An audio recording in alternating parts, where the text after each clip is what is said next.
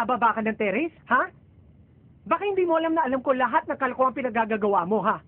Baka hindi mo alam pinasusundan kita sa yaya at driver mo para manmanan ang mga date ninyo ng boyfriend mo. Alam niyo pala, Dad? Ibig sabihin, sinusundan pala ako ni Mang Dodong tsaka ni Aling Elma. At ang sabi nila sa akin, disenteng binata daw itong si Diego. Ako po, disente? Gusto mo bawin ko? Disente po ako, sir. I trust you enough to take my daughter to the prom. Pero midnight ang curfew niyan, ha? Dad, 1 o'clock. 12:30. 12:45. Gusto mo na umuwi? Ashley, 12:30 ang curfew mo. Tara. Thank you, Daddy.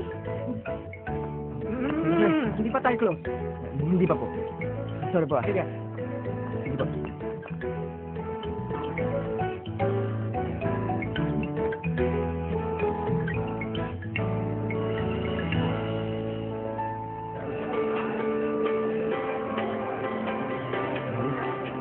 Wala.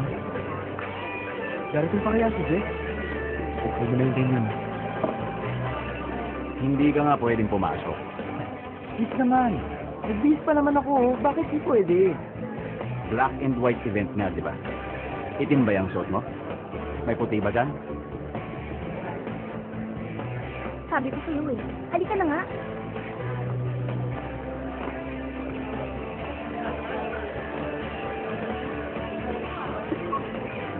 Hello. Hello, Dong. Nasaan ka ba? Eh, ang kasang ba to? Hello? Sandali ah. Hello? Bata ka pa. Dong, ano ba? Nandiyan ka sa loob. Paano ka makapasok?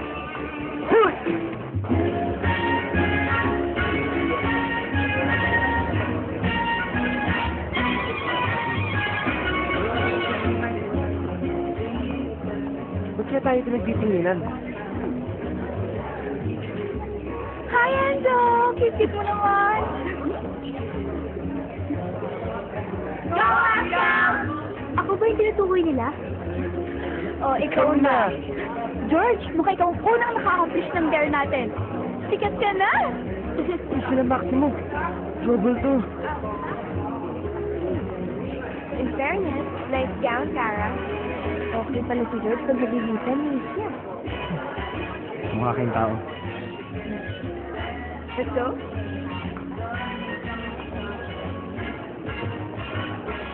Di ba nila kayo pinagtitripan? Wala kayang nakaabang na basurahan dun sa gilid? Buti na lang tinulungan tayo ng pinsan mo sa forma natin ngayon. Guys, hahanapin ko lang si Jepoy ah. Wait lang. Oo nga. Nahanapin lang din ako ha. Good evening. Good evening. Good evening. Good Oh, evening, Brother hello, Mark. Madeline. It's Maddie. Good evening. Enzo! Is there a problem? Di kita nakilala. Ginawa ko to para sa'yo. Gusto ko ipakita na I can be a grown-up. I can be a man for you. Ha? Hindi kita maintindihan. Come on. Come with me. The girls are inside already.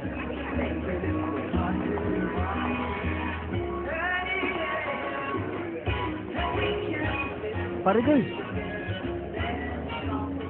Ikaw ba yan? Ano nangyari sa best friend ko? Ano ka ba naman? Ginawa ko to kasi akala ko magugustuhan mo. Kasi akala ko ma-appreciate mo. Jepoy, para sa'yo to. Para sa akin? Sa tagal natin magkaibigan, nag-complain ba ako minsan sa itsura mo? Hindi, di ba? Tapos, makikita ko ngayon, ganyan ka? Nagbago ka? Para sa iba yan, no? Hindi! Jepoy, para sa'yo to. For the first time, nag-makeup ako. For the first time, nagkulot ng buhok. At for the first time, nag-gown ako. Hindi para sa ibang tao, kundi para sa best friend ko. Bahala ka nga, ang labo mo eh.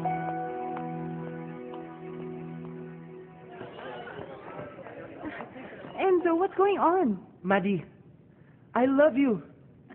Ano? And I know you love me too. Enzo! Lorenzo! Ba? I come here to bring the cupcakes and this is what I find?